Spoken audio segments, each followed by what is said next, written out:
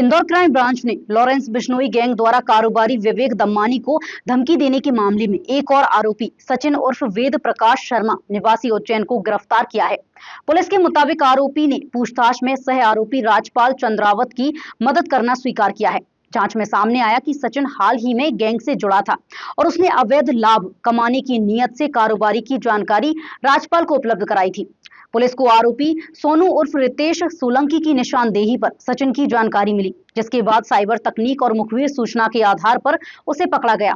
Police के मुताबिक आरोपियों द्वारा दम्मानी के घर के बाहर फायरिंग की तैयारी भी की जा रही थी, लेकिन उससे पहले ही क्राइम ब्रांच ने कार्रवाई कर आरोपियों को गिरफ्तार कर लिया है।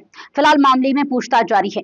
आपकी जानकारी में होगा कि क्राइम ब्रांच में पूर्व में एक दो अपराध इसमें रजिस्टर हुए थे, जिसमें कि कुछ बिल्डरों को धमकी मिली थी जरिए व्हाट्सएप और जरिए एक अज्ञात वीपीएन नंबर से कि उसमें 5 करोड़ रुपए की मांग की गई थी और कहा गया था कि अगर नहीं दोगे तो हम जान से ख़त्म कर देंगे। इस तरह की धमकी थी। इस पर से क्राइम ब्रांच में केस रजिस्टर किया गया था।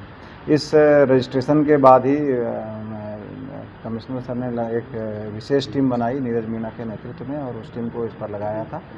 उस टीम के दौरान ने जब पूछताछ करी और जब जानकारी ली तो मालूम पड़ा कि कसरावत जेल में जो बंद है राजपाल, उसका हैरी बॉक्सर से संबंध है और उसके इंदौर से भी कुछ लिंक मिले हैं।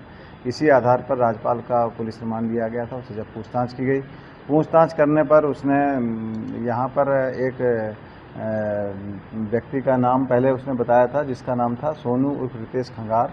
इसका नाम आया था जिसने रेकी करने की कोशिश करी थी, तो उसको पूर्व में पुलिस ने उठाया था।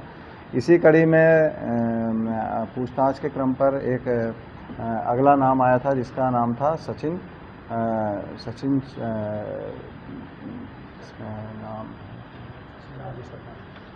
उर्फ वेद प्रकाश शर्मा नाम है। पिता रमेश चंद्र शर्मा, ये महिदपुर उज्जैन का रहने वाला है और इसके द्वारा भी इसके संपर्क करके और आरोपियों से रेकी करने के बारे में पूछताछ की गई थी। इस पर हमारी टीम ने इसको महिदपुर से इसको बुलवाया था और इसको 2-3 दिन लगातार इससे गहन पूछताछ की गई। इसके टेक्निकल जो डेटा थे उसका परीक्षण किया गया और कुछ चीज़ें ये छुपाने की कोशिश कर रहा था, लेकिन टेक्निकल डेटा के आधार पर जब चीज़ें कड़ाई से पूछताछ की गई तो इसने स्वीकार किया कि यहाँ पर उसने प्रार्थियों की रेकी करने की यहाँ पर उसके द्वारा कोशिश की गई थी। इस आधार पर सचिन और वेद प्रकाश शर्मा को भी पुलिस ने कल गिरफ्तार किया है और अब उसका पुलिस रिमांड लिया जा करके उससे आगे पूछताछ की जाएगी। सर, इनको मैसेज कैसे फॉरवर्ड होते थे? क्या व्हाट्सएप पे मैसेज आते थे या वीपीएन नंबर से ही इनको टारगेट बताया जाता था कि आपको इस व्यक्ति की रेकी? ये आपस में मोबाइल पे व्हाट्सएप के जरिए संपर्क करते थे, ज़्यादातर मोबाइल पे व्हाट्सएप पे बात करते थे और हैरी बॉक्सर से जो इनकी बातचीत होती थी, इनकी वो एक सिग्नल ऐप के माध्यम से ज़्यादातर वो बातचीत करता है।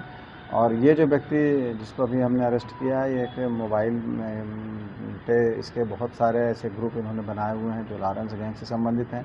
बहुत सारे ऐसे कोड नेम 007 के नाम से इन्होंने कई लोगों के नाम के आगे 007 लिखा है। जो जब इनसे पूछताछ की गई तो मालूम पड़ा कि ये एक ही गैंग है जो कई जगह LB करके लॉरेंस बिश्नोई को LB लिखा हुआ है।